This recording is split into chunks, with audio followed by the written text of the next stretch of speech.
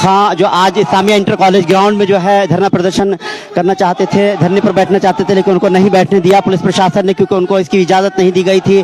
और आप ये तस्वीरें सीधे अल्लाह कोरोलान से देख रहे हैं। मौलाना तौक़ीर रज़ा खां को जो है जो इस्लामिया ग्राउंड में जो विरोध प्रदर्शन करना चाह रहे थे, जिस मामले को लेकर के, जिस तरह से उन्होंने कहा था अतीक अहमद का मामला हो या विकास दुबे का मामला हो, जिस तरह से जो भी एनकाउंटर हुए हैं, जो हत्याएं हुई हैं, वो कहीं ना कहीं उस पर उन्होंने सवाल उठाए थे। इस बात को लेकर के वो जो है 19 तारीख को उन्होंने तय किया था कि हम जो है इस्लामिया ग्राउंड में धरना प्रदर्शन करेंगे, लेकिन धरना प्रदर्शन की इजाज़त पुलिस प्रशासन से नहीं मिली। और अब सीधी तस्वीरें आप जिस तरह से आप देख पा रहे हैं बरेली दर्पण पर, उसमें सीधा सा यही रहा कि उनको जो है पुलिस प्रशासन ने नहीं करने दिया। मोहल्ला कोरोलान ये जगह है जिस जगह से आपको हम सीधी तस्वीरें दिखा रहे हैं, यहीं पर ही मौलाना तौक़ीर रज़ा खां रुके हुए थे। यहीं से ही कुछ ही फासले की पर ही जो है इस्लामिया इंटर कॉलेज है, इस्लामिया इंटर कॉलेज में जो है उनको जाना था। लेकिन आप देख सकते हैं यहाँ कोरोलान में, यहाँ जो है मौलाना साहब की जो पार्टी के जो अध्यक्ष रहे हैं, जो नदीम अहमद, उनका यहाँ पर निवास स्थान है और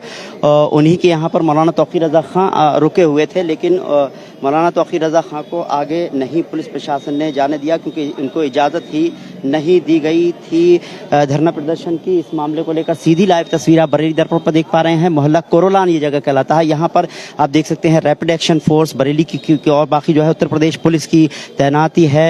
साफ जाहिर है किसी भी तरह से किस तरह की कोई ऐसी अप्रिय घटना ना हो जाए, क्योंकि रमज़ान का महीना चल रहा है, साथ ही साथ निकाय चुनाव भी हो रहे हैं। ऐसे उसमें यही सिर्फ एक कोशिश थी कि कहीं ना कहीं जो है कोई इस तरह से किस तरह से कोई माहौल ना बिगड़े, और इस बात को लेकर के जो है कोशिश की गई पुलिस प्रशासन की तरफ से कि इनको जो है कहीं से भी जो है धरना प्रदर्शन ना करने दिया जाए। वही वजह रही कि उनको इजाज़त ही नहीं दी गई थी। कानून व्यवस्था के मद्देनज़र बड़ी संख्या में पुलिस प्रशासन और पुलिस पीएससी मौलाना तौक़ीर रज़ा खां के घर के आसपास भी जहाँ धरना प्रदर्शन, जहाँ उनको इस्लामिया इंटर कॉलेज में धरना करना था, वहाँ पर भी जो है पुलिस की तैनाती है। किसी को भी आने जाने नहीं दिया जा रहा है। सीधी तस्वीरें आप बरेली दर्पण से देख पा रहे हैं। अभी थोड़ी ही देर में मौलाना तौक़ीर रज़ा खां साहब जो है प्रेस कॉन्फ्रेंस करेंगे, लिहाजा अब मीडिया को नहीं जाने दिया जा रहा। हमारी कोशिश रहेगी कि हम लगातार जो है लाइव जो है दिखाते रहें। और अभी हमारी ये भी कोशिश रहेगी कि नदीम अहमद जो आप देख सकते हैं सामने हैं, और मुनीर साहब हैं जो मीडिया प्रभारी हैं, इन्होंने ही जो है इन्हीं का निवास स्थान है यहाँ कोरोलान में। और यहाँ पर नीचे चलेंगे हम। आप देखिए थोड़ा सा तस्वीरों में आप तक पहुँचाने में किस तरह से कुछ दिक्कत हो सकती है, लेकिन सीधी तस्वीरें हम नीचे जा रहे हैं जिस तरह से। मुनीर भाई क्या रहा? उन्होंने अरेस्ट किया है और हाउस अरेस्ट किया है, उसके बाद में प्रोसेस कर रहे हैं। बाकी सब लोग यहाँ पे उन्होंने अस्थायी जेल बना दिया इसको, और उसके बाद में जो है प्रोसेस के बाद में जैसा होगा हजरत आपसे संबोधित करेंगे। और आप जितने भी लोग हैं? हाँ, हम साथी जितने लोग हैं तो सभी को यहाँ अरेस्ट किया उन्होंने। अभी मौलाना साहब पीसी करेंगे? जी बिल्कुल। चलिए, हमारी कोशिश ये रहेगी कि मौलाना साहब की पीसी भी हम आपको दिखाएं। जिस तरह से अब आप देख पा रहे हैं कि यहाँ पर जो है हम मोहल्ला कोरोलान में हैं, और ये जो घर है नदीम है, जो यहाँ के नदीम साहब हैं, मोहम्मद नदीम, उनका जो है यहाँ पर ये रेजिडेंस है। यहीं पर ही मौलाना तौक़ीर रज़ा खां पहुँचे हुए थे और सुबह से ही आ गए थे, क्योंकि यहीं से इस्लामिया इंटर कॉलेज का ग्राउंड जो है बहुत ही कम फासले पर है। यहीं से ही उनको अपना जो है विरोध प्रदर्शन के लिए, धरने पर बैठने के लिए यहाँ से जाना था। लेकिन उससे पहले ही मौलाना साहब के अगर घर की बात करें, वहाँ पर जहाँ दरगाह आला हजरत है, वहाँ उनका रेजिडेंस निवास स्थान है, वहाँ पर भी पुलिस बल तैनात रहा। उसी के साथ साथ यहाँ पर जो मोहल्ला कोरोलान है, वहाँ पर भी जो है इसी तरह से पुलिस बल तैनात रहा। और चलिए, कुछ नदीम साहब कुछ कह रहे हैं, सीधी तस्वीरें उनसे भी कोशिश करते हैं। मैं वहाँ से लेके जा रहा हूँ, वहाँ पर सीधी तस्वीरें यहीं पर रहेंगे। हमारी कोशिश यही है कि आपको यहाँ से पूरे विजुअल और जहाँ पर जो है बात पाएं। और निकलने के बाद उन्होंने ये कहा कि मैं यहाँ से अपने तयशुदा स्थान पर जाऊँगा। लोगों ने ये कहा, जिला प्रशासन ने, कि आपकी परमिशन कैंसिल कर दी है। मौलाना स्पष्ट तौर पर अभी कहा कैंसिल कर दी है।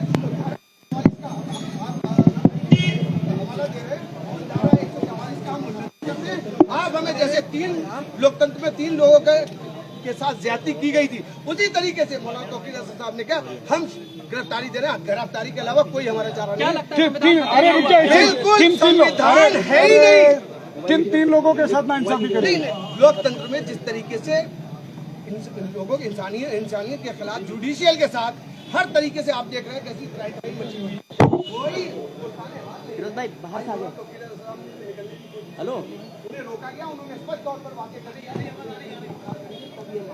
और गिरफ्तारी का प्रोसीजर चल रहा है, अंदर बताएंगे वो हम लोगों से कब बात करेंगे? अभी बस गिरफ्तार कर लिया गया है? हाँ अभी तो हाँ, भाई ये तो आप देख रहे हैं किस तरीके से अरेस्ट किया गया या नहीं किया गया? जी हाउस अरेस्ट नहीं किया गया है, लेकिन अभी गिरफ्तारी का प्रोसीजर बताया कि प्रोसीजर चल रहा है गिरफ्तारी का। तो कितनी देर में बात करेंगे मौलाना? अभी 15 मिनट में आप लोगों को हम बुलाते हैं। मौलाना तौकीर रज़ा साहब आप लोगों से बहुत बढ़िया, बहुत बढ़िया। व्यवस्था करो। इसी जिस तरह से मैं आपको बता दूं, मौलाना तौकीर रज़ा खां को जो है हाउस अरेस्ट कर लिया गया है।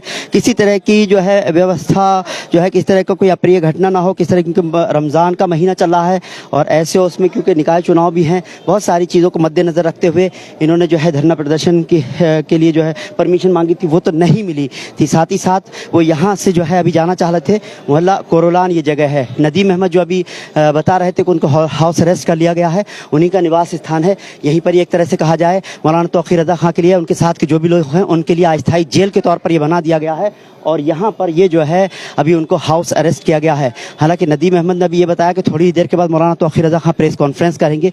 उनकी कोशिश यही थी किसी न किसी तरह से इस्लामिया ग्राउंड में पहुँच जाएं और वहाँ पर धरने पर बैठ पाएँ, लेकिन बहुत सारी चीज़ें इस तरह से थी। पुलिस प्रशासन ने बहुत सारा जो है इस बात का ध्यान रखा कहीं किसी तरह की ऐसी कोई घटना ना हो जाए, क्योंकि अभी पैर टूट जाएगा, मत चलो इस पर।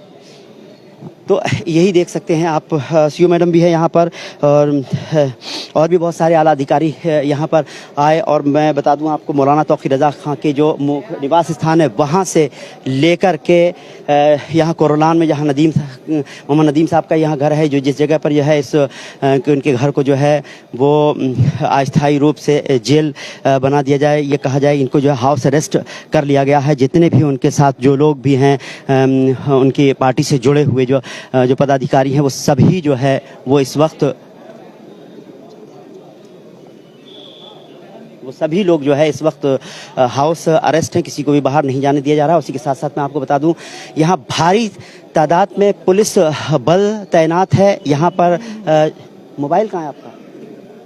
यहाँ पर मैं कहूँगा सहयोगी से अगर वो वीडियो जो हमने सुबह से कवर किए थे मौलाना तौकीर रज़ा खां के घर की, अगर हम बात करें उसकी बात करें, या फिर हम बात करें यहाँ पर जिस जगह पे जहाँ भी पुलिस बल को जो है तैनात किया गया था, वहाँ की सभी तस्वीरें हमने एक जगह इकट्ठी की हैं। उन तस्वीरों को अपने सहयोगी से कहूँगा कि कम से कम तस्वीरों को ज़रूर दिखाएं। सुबह से ही जिस तरह से मौलाना तौकीर रज़ा खां के बारे में बताया जा रहा है कि अर्ली मॉर्निंग वो यहाँ पर कोरोलान मोहल्ला ये कहलाता है, यहीं जो मोहम्मद नदीम जो यहाँ के इनके IMC के पहले जिलाध्यक्ष रहे हैं, उन्हीं का ही निवास स्थान है। जिस जगह पर उनको हाउस अरेस्ट किया गया मौलाना तौकीर रज़ा खां को, वहीं से ही जो है सुबह पहुंच गए थे। मैं आपको कुछ तस्वीरें ज़रूर दिखाना चाहूँगा जो हमने सुबह से रिकॉर्ड की थी। आप ये देख सकते हैं कि यहाँ से बहुत सारी तस्वीरें, ये आप देख सकते हैं पुलिस के आला अधिकारी यहाँ पर पहुँचे हुए हैं। यहाँ कोरोलान इलाका, जिस जगह मौलाना तौकीर रज़ा खां जिस घर में हाउस अरेस्ट किए गए हैं, जिस जगह पर थे मौलाना तौकीर रज़ा खां रुके हुए हैं, जहाँ पर अभी थोड़ी देर के बाद ये कहा जा रहा है कि प्रेस कॉन्फ्रेंस करेंगे, अपनी बात रखेंगे।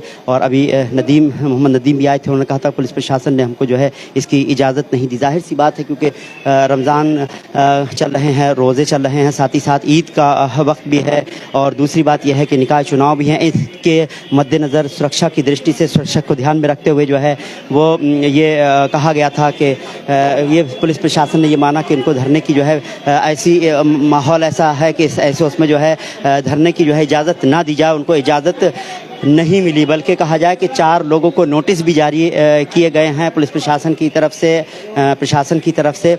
और यहाँ जिस तरह से देखा जाए कि मैं समझता हूँ बाहर से भी, दिल्ली से भी मीडिया के बहुत सारे मीडिया कर्मी सहयोगी आए हुए हैं, साथ ही साथ बरेली का पूरा मीडिया यहीं पर ही है। और पुलिस की अगर मैं बात करूँ, यहाँ आप देख सकते हैं कि ये 12 बजे से पहले की ये तस्वीरें हैं। नदीम अहमद अपने घर के बाहर निकलते हैं, वहीं पर ही मौलाना तौकीर रज़ा खां होते हैं और ये कहते हैं कि 12:30 बजे मौलाना तौकीर रज़ा खां बाहर आएंगे। हालांकि 12:30 बजे के बाद नमाज पढ़ने के बाद मौलाना तौकीर रज़ा खां बाहर तो आए, लेकिन गेट के बाहर नहीं आ पाए जहां नदीम खड़े हुए थे, बल्कि वहां से पहले ही उनको जो है पुलिस ने रोक लिया। मौलाना तौकीर रज़ा खां थोड़ी देर के लिए धरने पर अपने इसी घर के बाहर बैठ गए और उसके बाद जो है वो अंदर चले गए। इस दौरान नदीम ने भी कहा कि कुछ देर के बाद जो है मौलाना तौकीर रज़ा खां प्रेस कॉन्फ्रेंस करेंगे। मौलाना तौकीर रज़ा खां प्रेस कॉन्फ्रेंस करेंगे तो बरेली दर्पण जरूर आपको वो भी प्रेस कॉन्फ्रेंस दिखाएगा। उससे पहले कि मैं आपको तस्वीरें दिखा दूं, अभी शायद कुछ हलचल हो सकता है, कुछ प्रेस कॉन्फ्रेंस को लेकर या कोई बात हो, तो हम सीधी आपको बता दें यहाँ पर जो तस्वीर आपको बरेली दर्पण दिखा पा रहा है, चलो चलो चलो चलो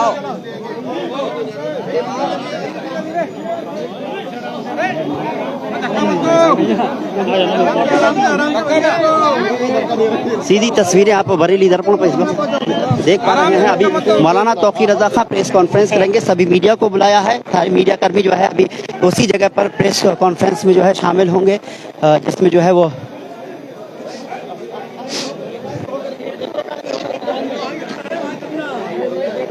सीधी तस्वीरें सीधी तस्वीरें आप देख रहे हैं। मैं कहूँगा कि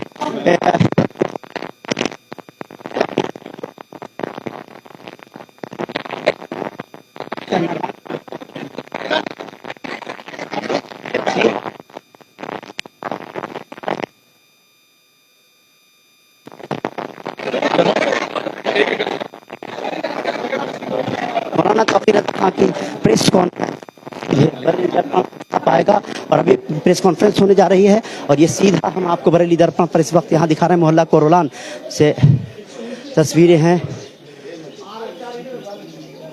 थोड़ी ही देर में मौलाना तौकीर रजा खां की प्रेस कॉन्फ्रेंस भी आप इसी जो है वीडियो के साथ लाइव के साथ देख पाएंगे, क्योंकि अभी मैं बता दूं मोहल्ला कोरोलान में इस वक्त हैं हम यहाँ पर, और यहाँ पर बरेली का मीडिया के साथ साथ जो है नेशनल मीडिया भी और बहुत सारे जर्नलिस्ट भी यहाँ पर पहुँचे हुए हैं। बहुत सारे वरिष्ठ पत्रकार भी यहाँ पर पहुँचे हुए हैं और बस यही एक सवाल है, क्योंकि किस वजह से जो है उनको रोका गया, उनको पुलिस प्रशासन ने क्या कहा, ये एक सवाल जो है हम सवाल करना है।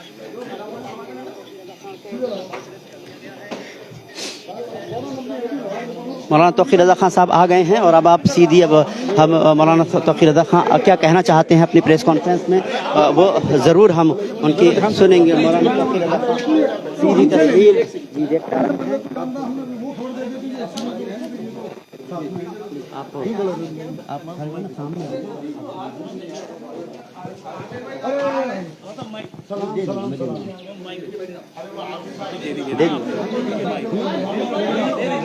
मैं अभी तो कुछ बोलूंगा ना, अभी तो बोलूँ तो आप देख सकते हैं यहाँ पर जो है मीडिया कर्मी हैं मौलाना तौकीर रजा खां बस थोड़ी देर में अपनी बात रखेंगे। उनको आखिर धरना क्यों नहीं देने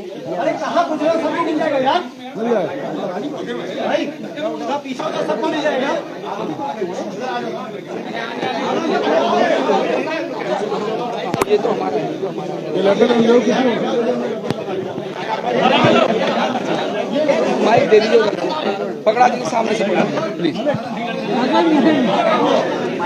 ये माइक वहाँ से अंदर लगा नहीं पाऊंगा, रह जाएगा ना, हाथ में दे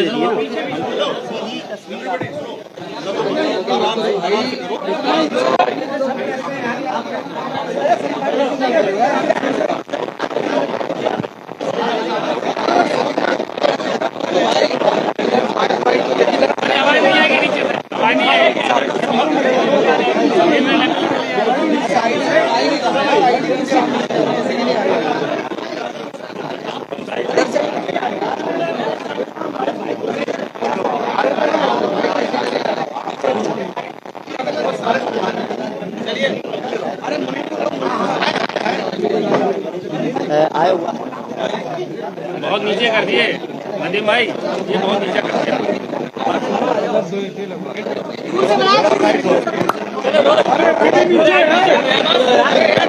आवाज नहीं आएगी यार, नीचे कहाँ तक क्या जाएगी, नहीं आएगी आवाज। क्या कर रहे हो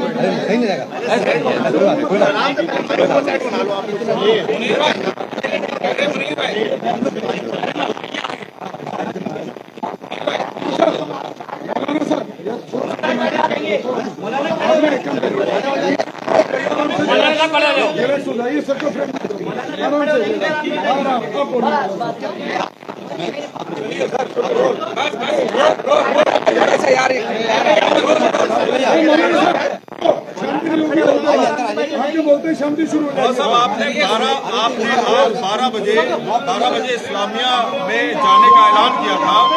आज आपका प्लान था कि आप इस्लामिया ग्राउंड में जाएंगे और वहां पर अपनी बात रखेंगे। क्या हुआ है अभी तक पूरा बताइए और कौन आपको रोक रहा है? इसकी जरूरत नहीं, इसकी जरूरत नहीं। पुलिस ने बोलिए बोलिए मौलाना साहब।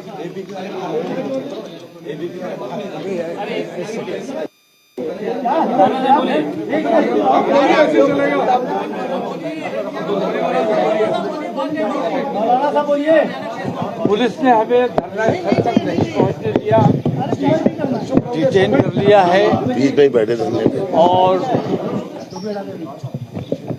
धरने पर रास्ते में जब बैठे हैं तो बाकायदा गिरफ्तारी कर ली गई और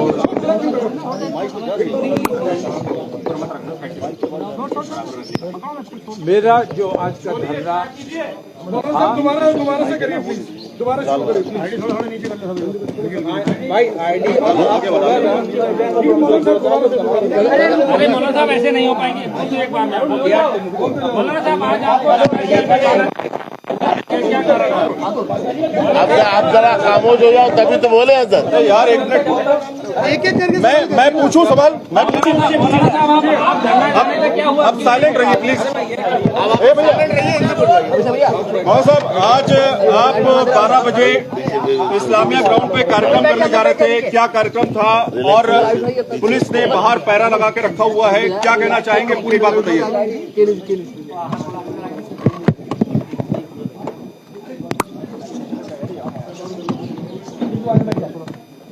मैं ये समझता हूँ इस वक्त उत्तर प्रदेश में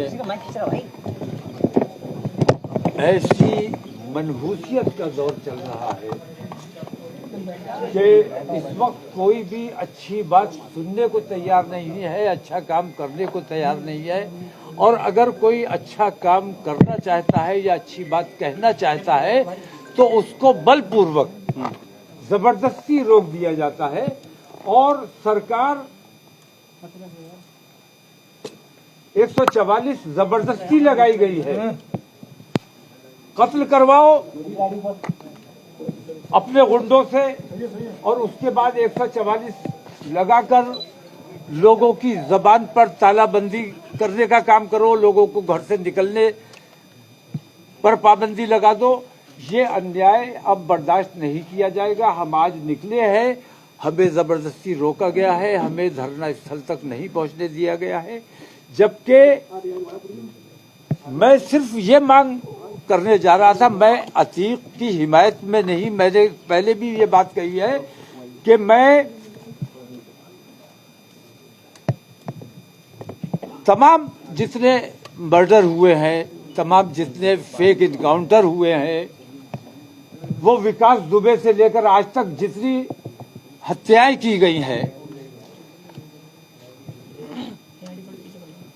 मैं ये समझता हूं कि वो हत्या किसी मुजरिम की या मुलजिम की नहीं थी, बल्कि वो हत्या अदालत की हत्या है। अदालत का सवाल सीधा सा बनता है, अदालत जाने के बजाय मुसलमानों के रहनुमा कब से अतीक और अशरफ हो गए। जहाँ तक आपका सवाल है, आपने हमेशा कम्युनल हार्मनी के लिए बात की है, लेकिन यहाँ जितने एनकाउंटर पूर्व में हुए, तौकीर रजा सिर्फ अतीक और अशरफ के लिए नहीं, मैं पहले भी बोलता, पहले भी नहीं। आप लोग याद ना रखो, और आप लोगों को तो एक विलन चाहिए अपनी स्टोरी बनाने के लिए। आप लोग गलत तरीके से पेश करते हो। मैंने हर मौके पर बुराई की मुखालफत की है, हर मौके पर अच्छाई की बात की है। आशीष विकास के मौके पर भी मैंने ये बात की थी, विकास की भी हिमायत की थी। और इस किस्म की जितनी हत्याएं हुई हैं, मैं कह रहा हूं हत्या कर दो। मैं हत्या की मुखालफत नहीं कर रहा हूं, मैं हिमायत इस बात की कर रहा हूं कि अदालतों के जो इख्तियारात हैं उनका हनन किया जा रहा है, अदालतों को घर बैठाने पर मजबूर किया जा रहा है। या तो अदालतें खत्म कर दी जाएं, या इन तमाम हत्याओं के पीछे जो लोग हैं उन पर कार्रवाई की जानी चाहिए। वो 3 जो शूटर सामने आए वो एक्टर थे, बुलाए गए थे, उनका कोई कसूर नहीं है, मैं मानता हूं। उनके पीछे जो डायरेक्टर है, जो स्क्रिप्ट राइटर है, वो तमाम मुजरिम है इसके। उन तक जो तमाम लोग जानते हैं, बड़े बड़े अधिकारी इसमें शामिल है।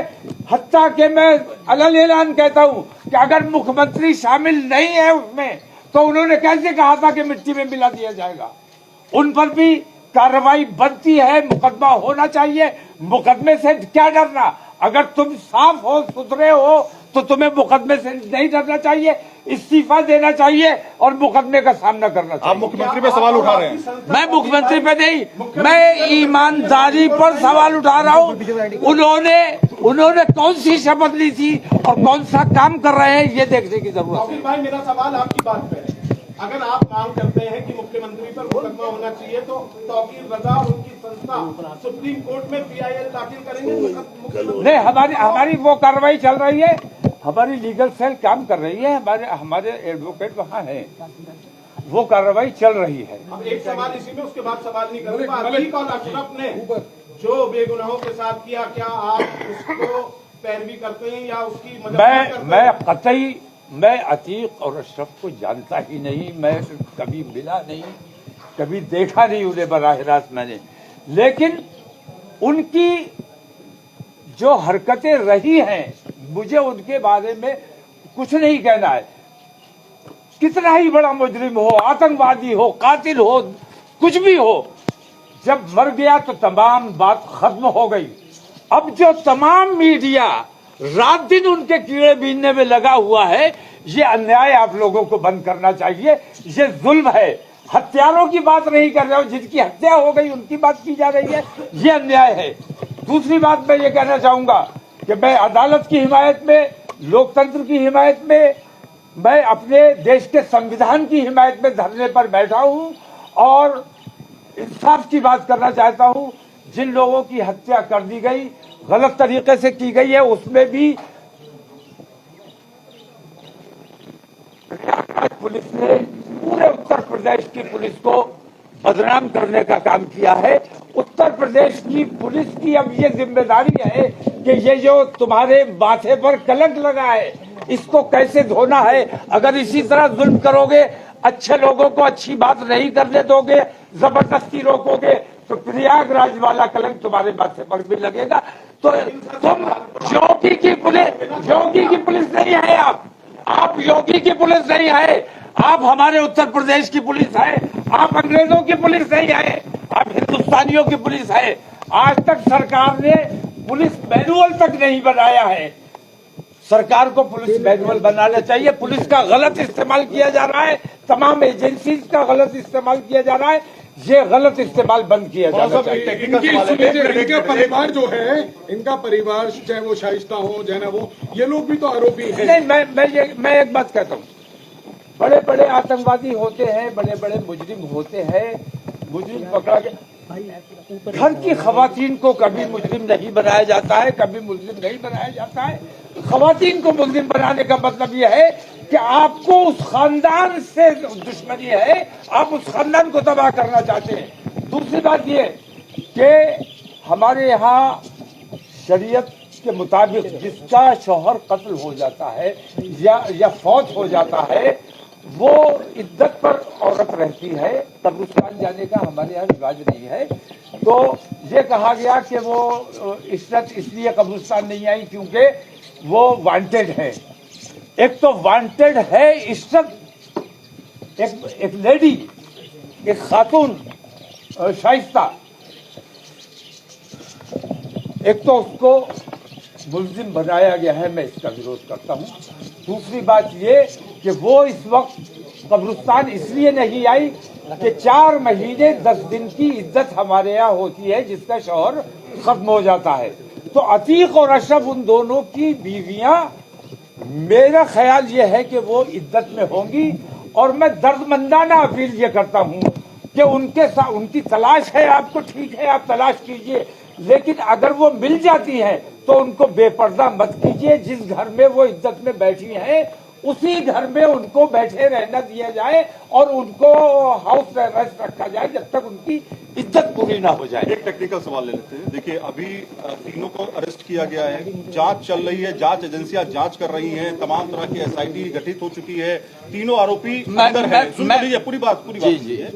उसके बाद अब आप कह रहे हैं कि उत्तर प्रदेश के जो मुखिया हैं योगी आदित्यनाथ, उनके ऊपर आप सवाल खड़े कर रहे हैं। तीनों को गिरफ्तार करके जांच तो चल रही है ना, जांच करने के बाद जब निकल के सामने आएगा कि कौन कौन इसमें इन्वॉल्व है। मैं एक बात कहता हूँ, उन तीनों कातिलों को पुलिस ने जिस तरह से पकड़ा नहीं, गले लगाया, शाबाशी दी, वाह भाई बहुत अच्छा काम किया, गोद में लिया है उन्हें। पुलिस ने क्यों नहीं एक राउंड भी गोली चलाई? दूसरी बात, पुलिस को उन्हें रिमांड पर लेना चाहिए था, रिमांड पर क्यों नहीं लिया गया? पुलिस ने कोई कार्रवाई अभी तक क्यों नहीं की? उनको न्यायिक हिरासत में भेज दिया। क्या पुलिस की जिम्मेदारी नहीं थी कि उनके लिए रिमांड मांगी जाती? आज रिमांड हो गई 4 दिन की। तो मैं किसी जांच एजेंसी पे भरोसा नहीं कर रहा हूँ, अच्छा, क्योंकि मुख्यमंत्री का जितनी नाम जांच ले रहे हैं एजेंसियां हैं, मुख्यमंत्री का तो कहीं से कहीं तक सीधा इन्वॉल्वमेंट ही नहीं है इसमें।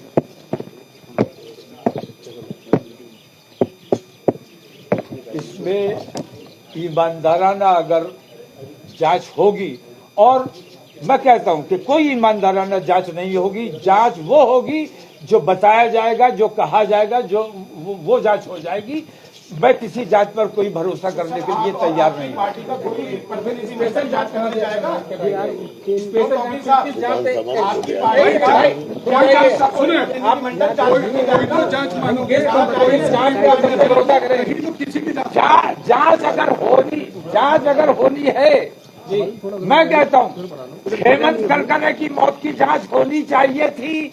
हेमंत करकरे बम्बई आतंकवादी हमले में नहीं मारे गए, बल्कि उनको आतंकवादियों को हायर करके बुलाया गया था हेमंत करकरे की टीम को मरवाने के लिए। अगर हेमंत करकरे जिंदा रहते तो सारा आतंकवाद उस वक्त खुल जाता, लेकिन तमाम गृह मंत्रालय ने और तमाम लोगों ने मिलकर उस बात को दबा दिया और दूसरे लोगों पर आरोप सिद्ध कर दिया। बहुत बड़ी बात तो खुली बेईमानी हमेशा से होती रही है। मुसलमानों के साथ जुल्म सितम हमेशा से होता है।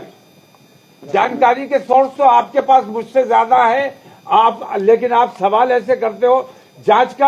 आपको मुझसे ज्यादा, हेमंत करकरे की मौत ने आतंकवादी हमले में मौत नहीं हुई, हेमंत करकरे की हत्या करवाई गई।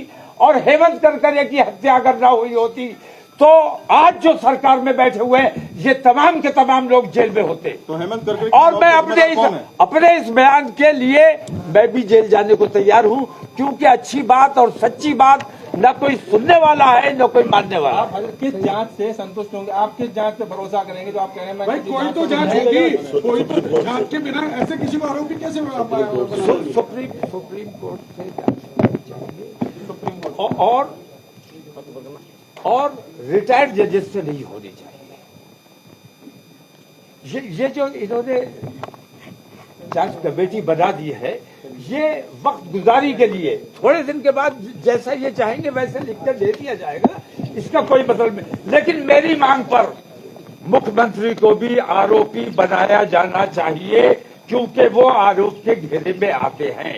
आप एक आरोप लग रहा है सर कि जिस दिन ये हत्या हुई उसके तुरंत बाद ओवैसी तुरंत विरोध के शोर उठाए, पूरा मुस्लिम समाज के चौकी लगा आज अचानक 4 दिन बाद जो चौकी हम चीजें के बाद बोलते हैं, पहले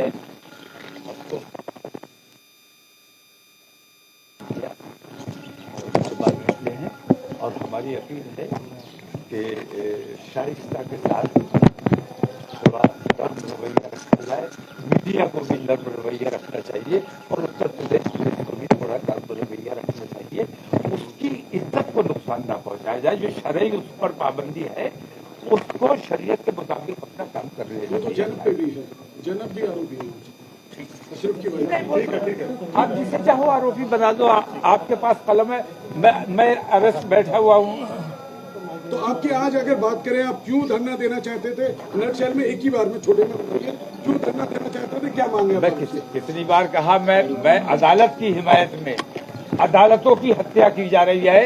अतीक अशरफ की हत्या नहीं हुई है, विकास दुबे की हत्या नहीं हुई है, ये तमाम अदालत की हत्याएं हैं, लोकतंत्र की हत्या है। मैं लोकतंत्र की हिमायत में, अपने देश के संविधान की हिमायत में और अदालत को बचा के रखने के लिए गुंडा राज और पुलिस स्टेट जो हमारे उत्तर प्रदेश को बना दिया गया है, इसके खिलाफ मैं आज धरना देने के लिए निकला।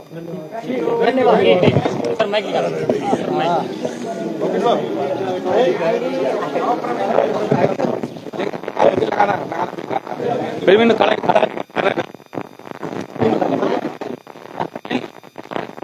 ना, मैं वो कर